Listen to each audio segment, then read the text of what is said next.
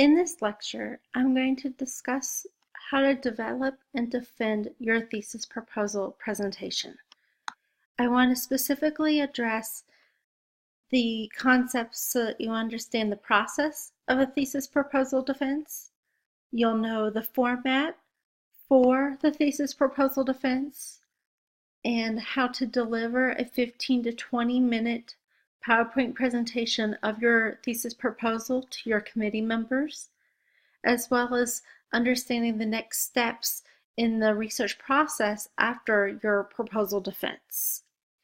And looking at the timeline of your master's degree, you will typically do ASTE 6100 in your third semester. And by the end of your third semester, set a date with your committee chair and committee members to defend your thesis proposal. And you will take your thesis proposal, which is chapters 1, 2, and 3, and you will do an oral defense in front of your committee members, usually at the beginning of your fourth semester. Then by the end of the fourth semester, you will actually submit your proposal to the university's Institutional Review Board for approval before you can conduct your thesis data. So let's walk through these steps so that you understand kind of the timeline now, as well as now what you actually do during the thesis proposal. The first thing I want to address is how to prepare for your thesis proposal defense. You will have your first 3 chapters completed. They should be well drafted with all of your appendices. And then it's important that you work with your committee chair on dates and times to consider to schedule your thesis proposal defense. Your committee chair may hold some historical information regarding the best dates and timeframes based on your committee's membership to conduct your proposal defense. It may also be reflective of when you need to collect your data. And so it's really good practice to send an email notice to your committee members that includes a link to a doodle poll that has several times and dates when you could conduct the thesis proposal defense. Simultaneously, it is important to have a discussion of the facility location of the defense proposal with the respective ASTE office manager, usually Lizelle Allen, on dates and times so you know what rooms are available when. And if you don't receive a common date and time for all of your committee members to attend the first time, then you could send another email with additional dates and times in the same doodle poll, and you'll continue to repeat this process until you're able to secure a common date and time for all committee members to attend. You need to keep in mind that your committee members need a minimum of 2 weeks to read the thesis proposal, so that does influence when you can have your thesis proposal date.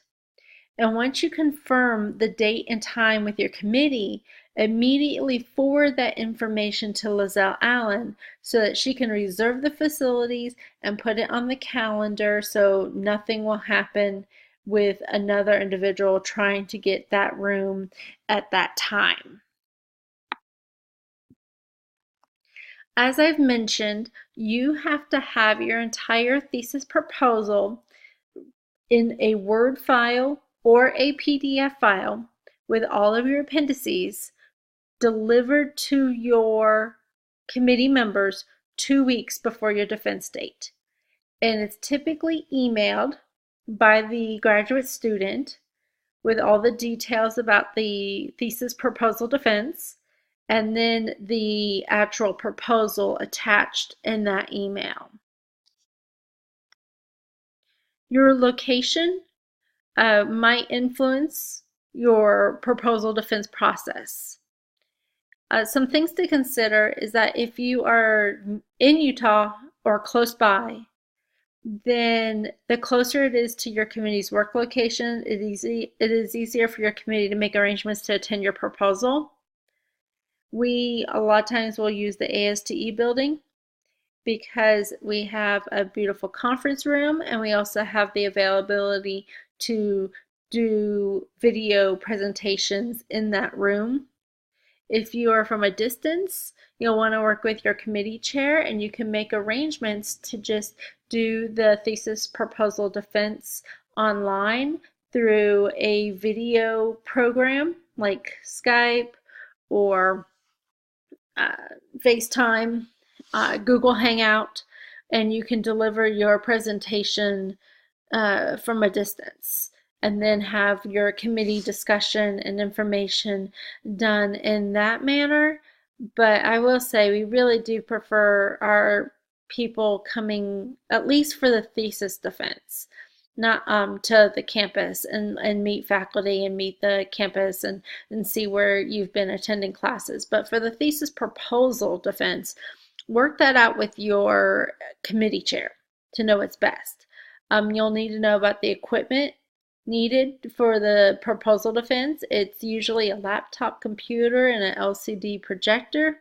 But again, checking the setup of your room and facilities can answer a lot of questions, such as, do I need to bring an extension cord? Does the facility have a laptop computer and an LCD projector? Do I need to be shown how to operate the equipment? Does the equipment come with a clicker so I'm not standing at the computer clicking slides with the mouse? Now, you may need to remember that you've worked on your thesis for a long time and you've read multiple drafts over and over again, but you need to keep everything really fresh in your mind, because what is actually going to happen is you walking into a room and needing to be able to clearly show that you are the expert for your thesis proposal and the research methodology that will be used. So I actually recommend reading over your thesis multiple times during the final 2 weeks leading up to your thesis proposal defense, and then coming up with a series of questions that you think your committee would ask you. So what I did is, in addition, I came up with a list of questions that I had of my own, questions that I wasn't sure of, that I thought were maybe weaknesses of the thesis proposal because I critically analyzed it compared to what I saw in my profession. And then I came up with a list of questions that I thought my committee members might ask so that I was prepared to at least address some of those concepts. And if you can't come up with a really good list of questions, then you might not be trying hard enough. Because even though, like, my committee to ask my exact list of questions, the process of coming up with my own list of questions, then finding answers to those questions, really helped me gain a deeper understanding of my project, why I was doing it, and how I was doing it, and being able to defend my actions and take their comments to improve the project. And it was a confidence booster in disguise because I was so well rehearsed, I knew everything I needed to think about. Assume that you're going to have a situation where you're creating a presentation. You're allowed 15 to 20 minutes to deliver your thesis proposal presentation. In that time frame, you know your committee members have already read your study, so it's not necessary to go over every point in detail. Rather, it is your task to highlight the major components of your document that show how cohesive it is, and that you have a great context, you have great literature, and you have a great methodology that pertains all to your study. You want to use as few words, you want to have large print, and a simple slide presentation rather than a colorful, pictorial, or animated presentation. Really let your ideas carry your presentation and not your media ability.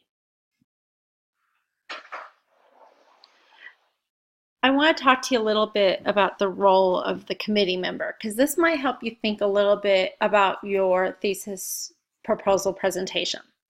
So when a committee member will receive a thesis proposal, they usually read it in one of two ways, either from the beginning to the end in a linear pattern, or the methodology section first and then proceeding backwards, reading the literature review second and the introduction last.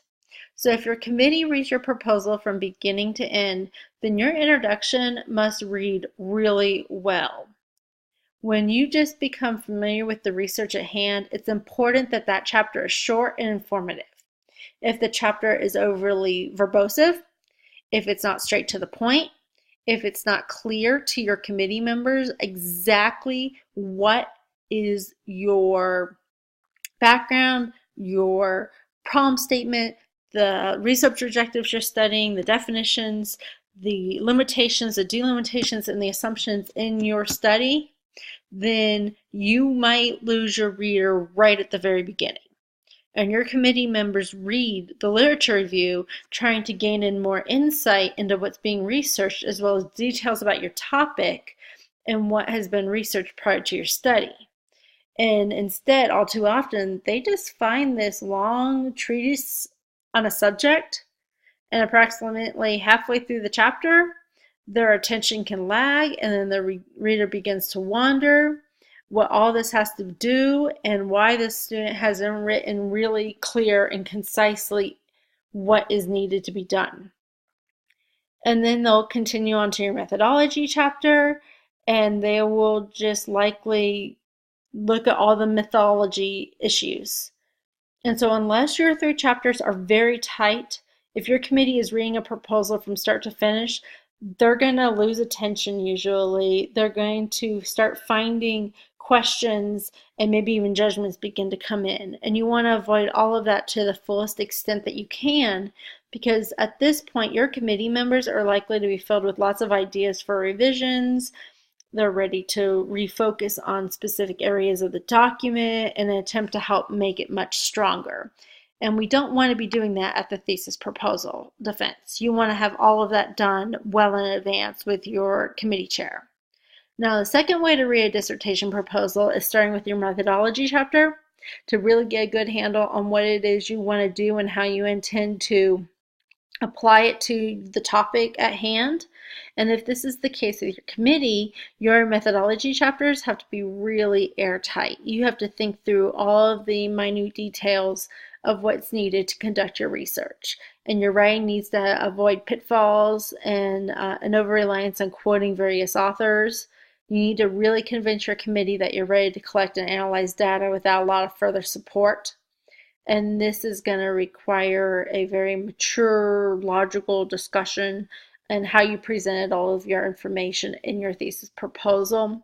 Your committee will then go into the literature review. They'll do a critical eye as whether or not everything in that literature review backs up the need for your study, as well as how the study is going to be done, and that you can actually answer your research questions with that literature review and the theoretical framework or conceptual framework that was presented. And hopefully a discussion of prior research really leads to this natural and easy understanding of the methodological choices that were exhibited in your methodology chapter.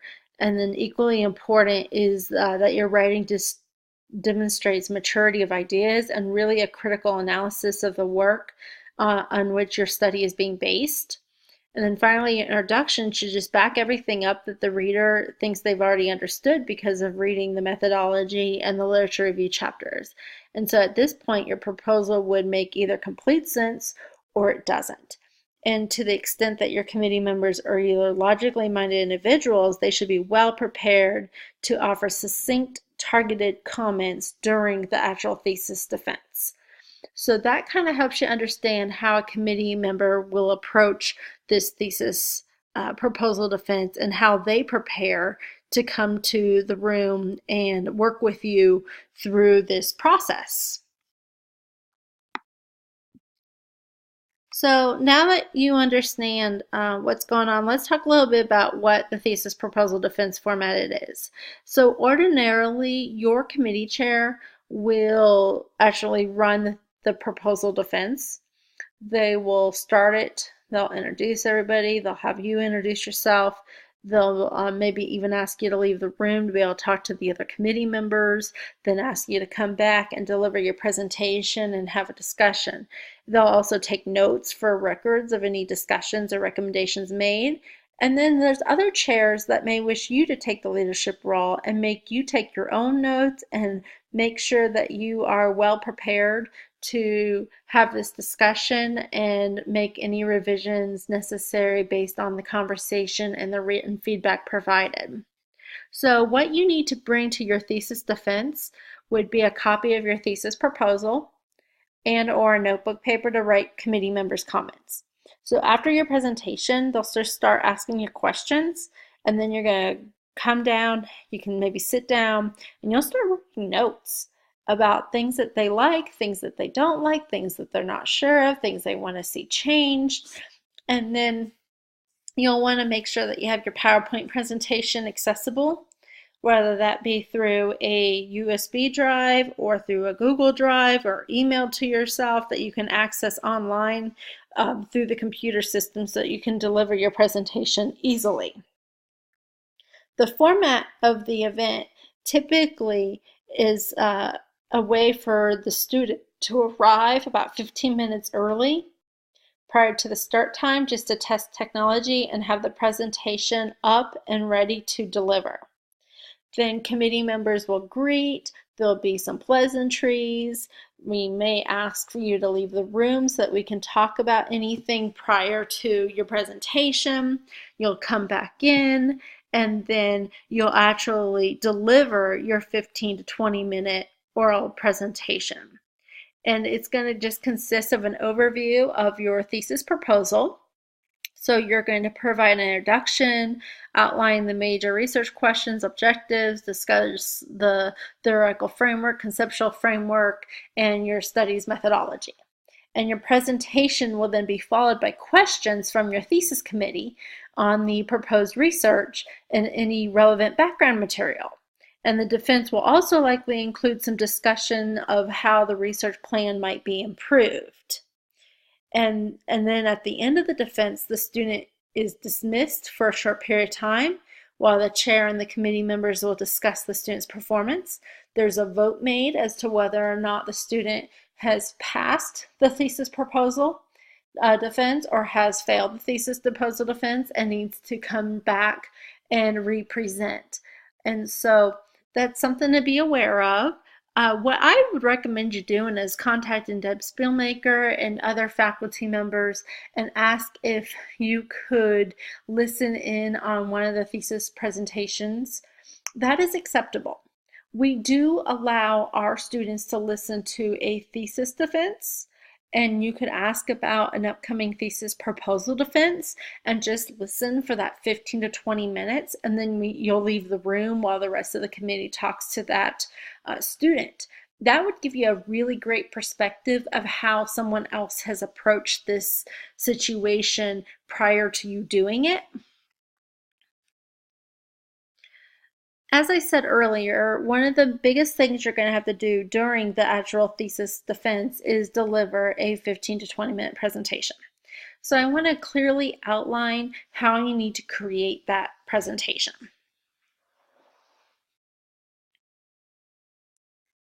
One of the best ways I would say to prepare is to have a PowerPoint presentation with a certain number of slides that will outline your proposal. And here are some possible slide headings. You'll need a title page, an introduction, background, a theoretical conceptual framework, a problem statement, the purpose, research objective, questions, and then quite a few slides on the methodology, addressing the research design, population sample, instrumentation, data collection, possibly the data analysis, possibly the references, and then lastly, a thank you slide. So I want to walk through each of these different slide headings and telling you a little bit about the type of content you could include on that slide. So on the title slide, make sure you have the title of your thesis proposal, your name, the department's name, your program of study, and maybe even the date of the thesis proposal defense. It really just depends on the structure and layout of the slides.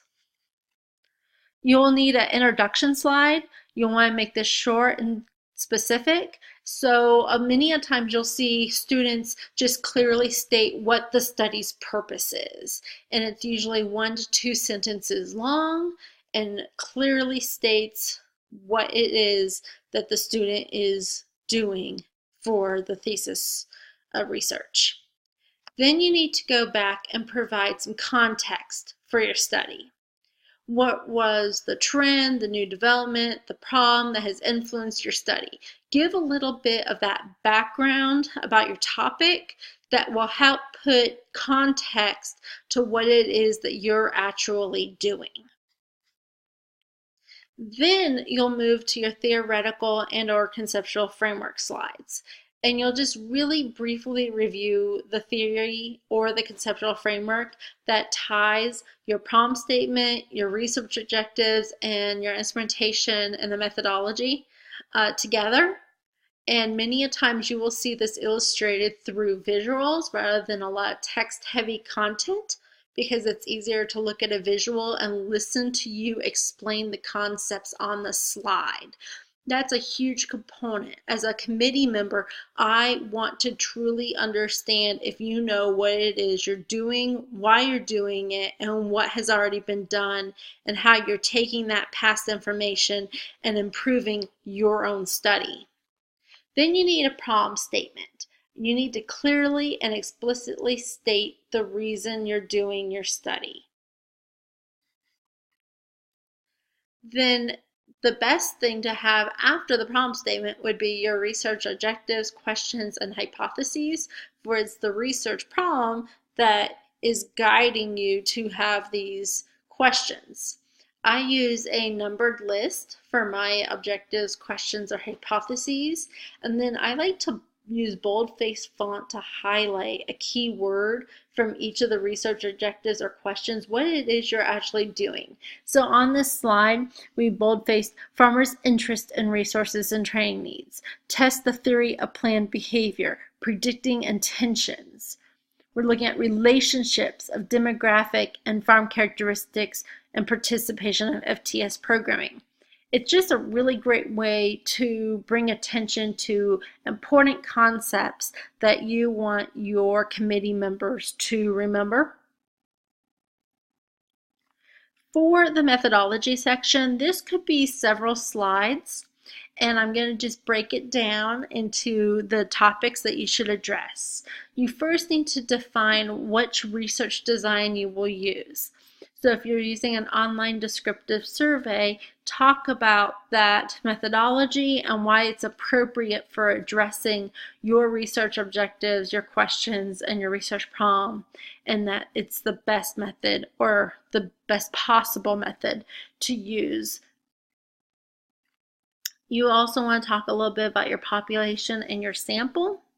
So give the number for your population, talk about your sample, how did you derive your sample, how were they selected, what are their demographics, what are some of the I or B considerations, are you offering them incentives to participate, is it an opt-in panel that you're buying from Qualtrics, are you surveying students from specific school districts? You need to really just be able to describe who it is that you're trying to access to collect data from. For your instrumentation slide, you will not have as much content on the slide, but you'll need to talk a lot more about it. So you'll want to review sections of your instrument and what they're measuring, and then talk about panels of experts for establishing face and content validity if it's a survey or an instrument.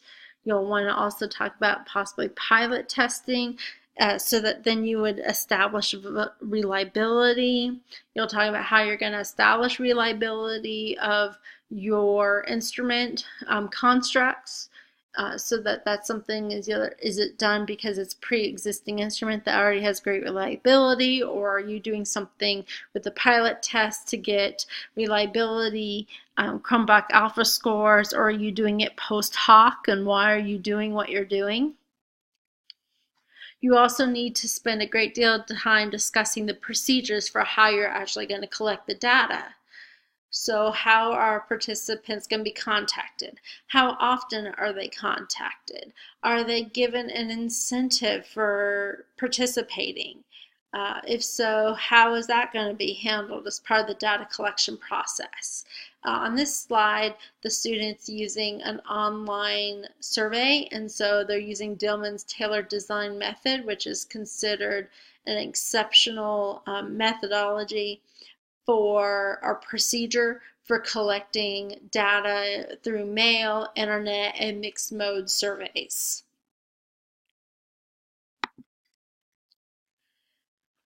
Now, to wrap up everything, it's nice to just have your references listed, and you only list the references that you actually cite in your presentation. You don't include all of the references from your thesis proposal. 1 or 2 slides should be enough for your references, and you don't actually discuss the references. You just say, and enclosed on this slide are references to the content in my presentation. It's just to make sure you're giving credit to those you cite by including them in the reference list. And then you wrap up the presentation with a thank you slide. You want to thank your members for listening to the presentation, and then invite them to ask questions. Now, a lot of times what I do is I'll do something like simple messages like thank you and questions. It's an easy way to do a transition into the discussion of your thesis proposal following your presentation. So some tips I have for designing the presentation would be to use good bullet points with clear, concise information that are not written in complete sentences. You want to use short phrases with only 3 to 5 points on a slide. You don't really want more than 7 lines of text, and no more than 7 words per line, just to make it easy for reading. If there's more than about 49 words of text, it's going to become cumbersome because you're asking your committee members to read your slide and listen to you simultaneously. And while it's possible, you could lose their attention on something. So keep it simple and really let your talking be what drives the presentation. You can also highlight text to emphasize important words. Use boldface font, use colored font.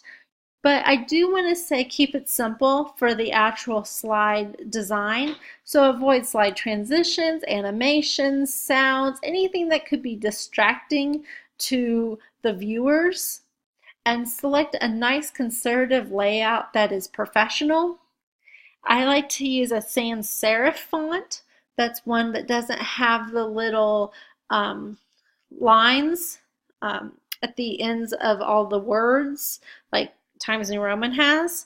So I use Source Sans Pro, Arial, Abadi, just because it's easier to read on a slide since it's on a screen. Those sans serif fonts appear cleaner and are not usually as blurry. You'll want to also think about your font size. I suggest headings are at least 44 points for titles. Here on this presentation, I'm using 36-point font for my headings and 28-point font for the body copy. That way I'm not having to have anybody squint in reading. And how do you become confident in delivering a presentation? Well, you prepare note cards to use as cues. Some individuals will color code note cards by section. For example, introduction, problem statement, population, sample, data collection, data analysis, and practice as much as possible. You could also use the notes feature in PowerPoint to draft your presentation and then practice in front of a mirror, in front of your friends and family, practice on a webcam or in a meeting room. Ask for people to ask you questions that they may have during the committee's presentation. And when you give your presentation, you should not be reading from a set of notes. You should also be able to give the presentation without any type of reading the slide verbatim. Without notes, you're demonstrating to your committee that you have an in-depth understanding of your proposed research, and a spoken presentation should be a simplified version of a more elaborate written proposal. It should present the big picture and introduce themes rather than going into minute details that your thesis proposal chapters have done. Spoken presentation should be more natural and conversational and not sound like you're actually reading a script. Be prepared to give your talk even if technology fails. If your text that doesn't look quite right on the screen, or you forget your flash drive, or there's a power outage, or half the audience can't see the screen, you should still be able to make an effective presentation. Bring out your notes, bring out a printout of the slides, and just speak from those as well as you can, just glancing down when necessary to give yourself visual cues of where you're at in the presentation. Now, after you deliver your presentation, there are a few other things that you're going to do during the defense. So I want to talk about a few of those. So once you're done with your thesis proposal presentation, your committee members are going to ask you questions. They again are going to push you to your limits. You will meet a point where you don't know an answer. Also, a question they ask could simply be a future direction or an experiment that you simply haven't tested yet. So remember that your committee members are simply trying to test your knowledge and humble you. You don't have to know all the answers. Therefore, when you're answering questions, be cool, be relaxed, be confident. Answer your questions honestly. And you should have no problem passing. If you don't know the answer to a question, communicate that you'll need to look up that information and get back to your committee. Make a note of it and then remember to really follow up. Depending on your topic, it's reasonable to expect to be closely questioned on your methodology. You can prepare for this by double and triple checking all of your questions, your methodology, your outcomes, your problem statement, the literature, making sure it ties back to what it is you're studying and how you're going to study it. Remember that you've written your chapters and sections as separate pieces, and this defense ensures that they've become one integrated whole document. You can save yourself some time at the end by doing a lot of the upfront work and massaging all of your content between the chapters so that your problem is evident, it is specific, you have research questions that will answer that research problem, and you have a methodology that will let you do it. You should also expect revisions. Most committee members in our programs will provide you revisions verbally and in a written form by providing you the draft of the thesis proposal with all of their edits and comments in it. You may be angry or unhappy when you receive strong critical comments, especially during the defense of your proposal. Expect that you're going to receive criticism and that it's going to lead to more work on your dissertation than maybe you or your advisor previously thought you needed. Maintain a positive attitude when receiving that criticism, because understand that your committee is only trying to better you. There are rare incidents in which a student proposal passes with few comments or revisions required. The committee may require you to make specific edits to the content and or revise specific content for general flow and substance. The best solution for anyone whose work is being reviewed is just to stop any emotional attachment to the work and view it dispassionately. Criticism is a gift of sorts. It forces you to consider outside opinions, and when we work through them, the effect is increasingly pleasing. You'll have a better document. This is especially true at proposal defense because any tangles that are found there only serve to make your data collection and analysis better. It will make it easier to finish, and you will have a stronger research study because of the way they challenge you to think. Keep in mind that these edits and revisions are purposefully meant to focus on the study so that you engage in quality research and the end result is a quality product that you and your respective university is proud of. I want to address a few of the post-proposal defense steps and things to consider after you've passed your thesis defense. Immediately after passing your proposal defense, it's important to meet with your chair to discuss the next steps to continue progressing successfully in the master's thesis process. And shortly after the proposal defense, schedule maybe 1 or 2 hours with your committee chairperson to debrief on the edits, if any are needed, and to outline those next steps. And then as you're working on those edits, be sure to set up, whenever possible, an ongoing pattern of communication so that you are sending revised drafts. And then being able to follow up if you did not exactly understand the revisions required. Based on the amount of edits and revisions you need, consult your chair to see if there needs to be an adjustment to your timeline for your study completion. This adjustment really just depends on the amount of work needed to make the necessary revisions and the time that you have to commit to make those revisions. There is a give and take, and that this is a master's thesis proposal. We expect good research, but it is not a dissertation. So we will maybe scale down your project, maybe we'll ask you to do something a little differently, but it's all in the perspective of what we think would be best for the workload of a master's degree student and the time that you have to complete that project. Now, once your chair has approved your revised thesis proposal, a very important next step is to secure the university's Institutional Review Board approval to collect and analyze the data associated with your study. Following the defense proposal, each university has really specific requirements for getting approval of your proposal and how to proceed with the study. And there is a proposal defense form that has to be signed and dated by members of the committee, noting a satisfactory or unsatisfactory proposal defense, and all of that will get filed through the university. In this presentation, I've talked to you a little bit about how to prepare for the proposal prior to the day. I've talked to you about delivering the 15 to 20 minute research presentation.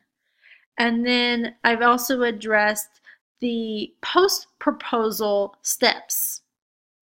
If you have any questions or comments, you can find me at kelsey.hall@usu.edu or Canvas inbox.